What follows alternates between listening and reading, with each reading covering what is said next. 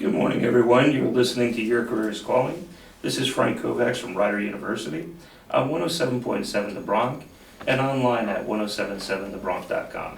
Your Career is Calling is the first radio program of its kind, helping students and professionals to manage and run their careers as a business. The CEO of Me Inc. My co-host Wanda and I will be here for you over the next 60 minutes, and we'd love to hear from you.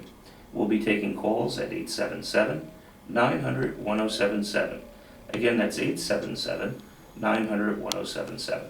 Behind the glass today, producing our show, is Rider University's intern, Stuart Kovacs. Wanda, how's it going this morning? Awesome. Happy Father's Day. Thank you very much. Happy Father's Day to our guest as well. Thank you. Today, our guest is Paul Babicki. Paul I've known for over 10 years, and he's just put out an exciting new book called NetEtiquette. And basically, a lot of people in the industry are hearing how important it is today to effectively collaborate.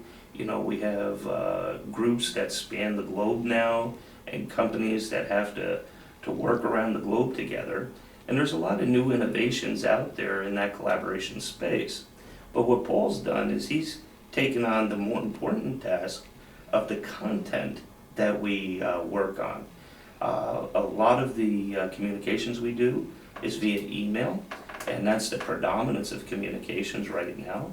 And Paul has written a book called NetEtiquette that really gets to the heart of it and how to be more effective and really understand all the different nuances of email and how it impacts the ability to communicate effectively. So welcome, Paul. Thank you, Frank. And thank Paul, you, Wanda. We also have one of your partners, Serkan Gecmen, on the phone. And can you introduce Serkan? Yes, good morning, everybody, and thank you again for having me on your show. It's very exciting. I have to say that this is my introduction to the audio media, so please excuse any nuances I have. When it comes to writing email, it's a different story. But I have live from Las Vegas.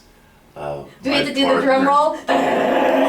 Serkan Gecmen, and Serkan is developing a software product which I think will be of great interest to students, professionals, the layman alike, in terms of measuring your IQ. And you'll be able to go in and get a rating on what your email IQ is and how it relates to everybody else. And you'd be surprised because most people think they're going to have a high IQ. And the reality is many people are disappointed and will come in much lower. But there's hope. So what we're talking about here is your book is only a piece of really what you have to share with the people. The book actually talks about the different aspects of email, but then along with it, you have both a blog site as well as this software that you're talking about now that really allows the person to have their emails be analyzed by this software and give them feedback as to what level of proficiency their email is being put together at compared to those standards that you defined in the book. That's absolutely correct.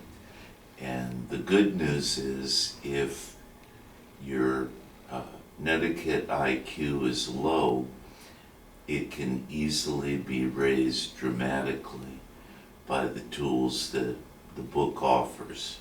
Mm-hmm. So let's start off first. Where did you get the idea for the book?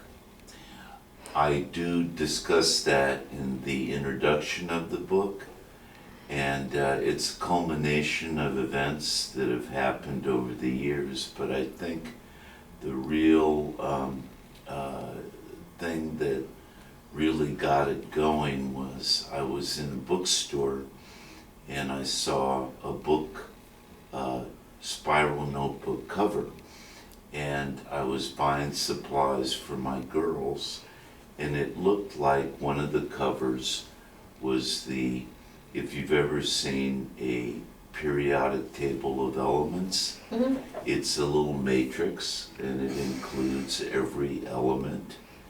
And these elements, it gives the symbol and the atomic weight. And I picked it up, and that's what I thought it was, because I felt it was a good educational tool. So when I arrived home, I was very dismayed to find that this was not the periodic table of elements. Like, what? It was a table of internet lingo, internet speak, which were all the shortcuts you take in composing email. And I said, if that's what it's come down to, we're in a sad state.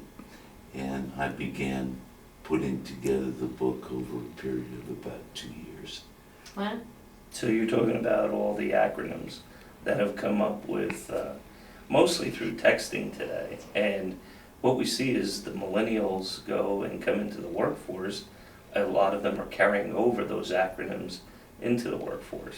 I mean, years ago, programmers would have enjoyed that because it's always the least amount of keystrokes that you need in order to accomplish your task from a programmer standpoint. But as they try and interface with those of us that aren't from the texting generation, it's a little bit tough sometimes when you see these different things come across in the email and you're wondering, what the heck are they talking about? That's absolutely correct. And a lot of this, all of the acronyms and all of the lingo have come into our culture so that when you write a normal letter, you might find yourself doing that. Oh, it's horrible. Especially with the word your. I always put you are, and I catch myself sometimes even in email doing that, and it's just absolutely, I cringe every time I catch myself doing it. It's just horrible. There's a million of them, and we have a very nice appendix in the book and some good samples in the book showing you the more common ones, and that list is growing exponentially. Mm-hmm. And in the book there's also an example of which I wrote, the Gettysburg Address, the original Gettysburg Address, and what it would look like today if Abraham Lincoln used Netiquette Speak Well, one or thing that's Lingo really Speak. I was One wondering, thing did you that's do it really- as a tweet? No, I'm teasing. one thing that's really interesting is this year is actually the 150th anniversary of Gettysburg. That's right. And what has happened is that day, the mayor wasn't expecting the president to arrive. So the mayor had actually talked for 2.5 hours. Yeah. So when Lincoln got up there, even though he spent a long time writing it the night before during Gettysburg, he was actually abbreviating everything because he didn't have that much time because everybody was out in 95-degree weather that day and he was trying to help out the crowd. That's correct. Mhm. And even though it was shortened in terms of what he meant to do, it still was not shortened in terms of the language. Exactly. And it came through beautifully Mhm. for posterity. Yeah. Now, when we talk about, email as a communication today, I know it's very pervasive because I see my inbox every day. What percentage of communications on average in business are people using email versus other mediums? Well, that's hard to say. It would really depend upon the actual industry itself. Mm-hmm. But phone calls, letter writing, any type of personal communication is vanishing very quickly. And I'd like to add that even though the technology is greatly improving, the fact is that the amount of useful information getting through because of the technology is decreasing. So approximately 85 to 90% of email is spam or useless email. Yeah, that's an important thing to pick up. You know, most of the major firms out there spend a lot of money on software that actually keeps the majority of email from actually ever reaching their people. Yeah. Because there is so many different vendors and advertisements, and not to speak of malware and everything else, which is email that could contain viruses and Trojan horses that people send into these firms all day. And they proactively screen that out using antivirus software and, you know, different types of Even software address books. in order to keep that down. So that's a good piece of it that people may not even be aware of. I would say it's the majority of email that is coming through these mail servers is actually deleted out as spam and held in, you know, containers and deleted and doesn't even really reach the recipients. That's absolutely true, and there's a downside to that, because if you happen to write a good email that is really not spam, if you're not conversant with proper netiquette, your email may be spammed. And we have a list in the book, in the appendix, that tells you what words to avoid. Like Yeah. what? Like what would be some of the words? It would be sale, Mhm. it would be money, it would be anything to do with free. Mhm. So anything that has a commercialized tone to it Yeah. or connotation to it is more likely to be spam. So to use a practical example here, let's say Paul was a potential employer and he wrote you to come in for an interview. And you wrote back, okay, Paul, you know, I'm very interested in that opportunity. Let me know when your schedule is free. Yeah. Now all of a sudden, just because of one four-letter word you put in your email, he may never see your response, and then it could be caught in the spam filter, and then as a result of that, he may think you're not interested because he didn't hear back from you. And most of the jobs posted today have so many applicants for them, he's not going to spend the time to follow up with you. Yeah. He's just going to go Oh, on to she's the not next person interested. that Next. responded. That's crazy. Yeah, but that's why the importance of this book is, you know, so paramount, because you don't know these little traps that you could be falling into. So to Paul's point, something that innocent, if you go to NetEtiquette and you understand the rules and then ran it through the program that Serkan put through, it would have pointed this out to you, and then you know how to not use that word, instead use a different word that means the same thing, but wouldn't hold you victim of the spam filter.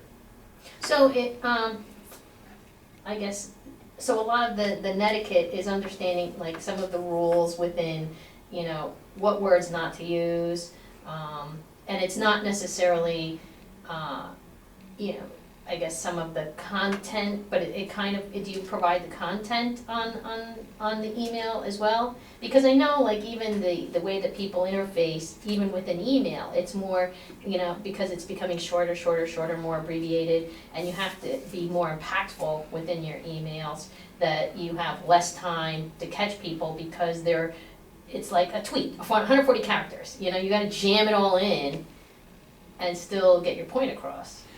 Well, that's a very good question statement. What we also do in the book is we discuss power words. Mm-hmm. So it's not just a question of having your email come through. Mm-hmm. It's a question of getting your point across.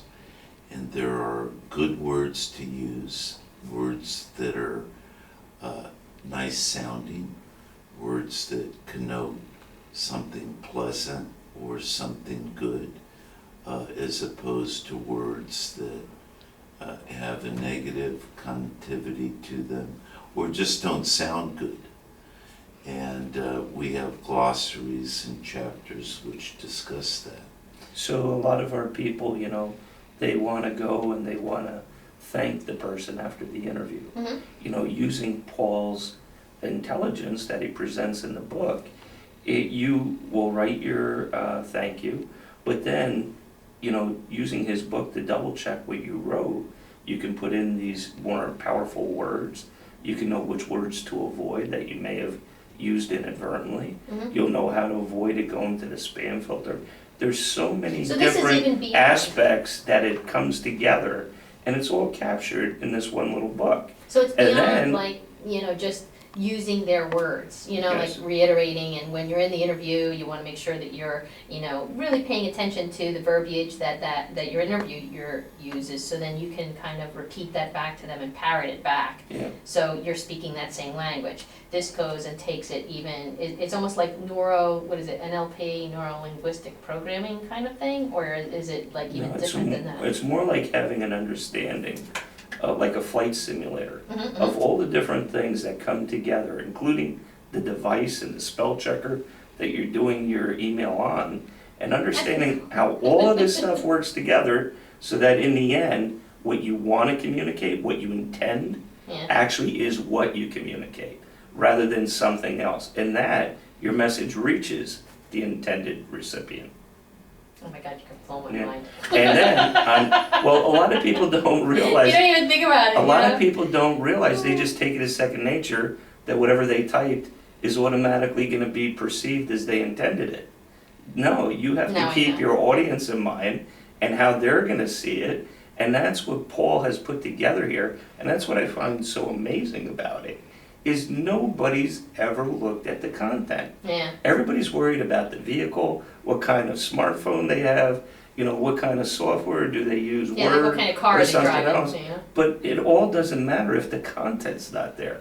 You gotta get the content first, then the rest of it will naturally flow.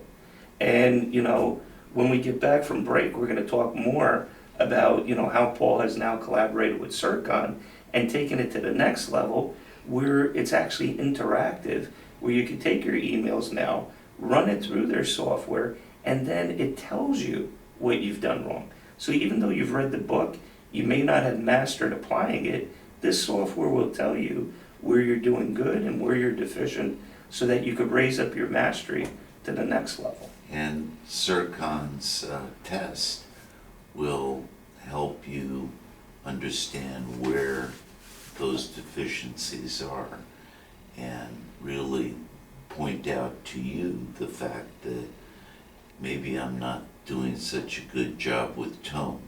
Maybe I'm not doing such a good job with my salutation or my grammar or my sentence length or the way that I repeat words. Right now, we're gonna go to our break. This is Frank Kovacs and my co-host Wanda Ellett from Rider University on 107.7 The Bronx and online at 1077thebronx.com. From the questions Wanda asked, I'm sure there's a lot of you that may have some out there. So feel free to call in at 877-900-1077. Again, that's 877-900-1077, and find out more directly from Paul and his work on NetEtiquetteIQ on how you could raise up your email intelligence.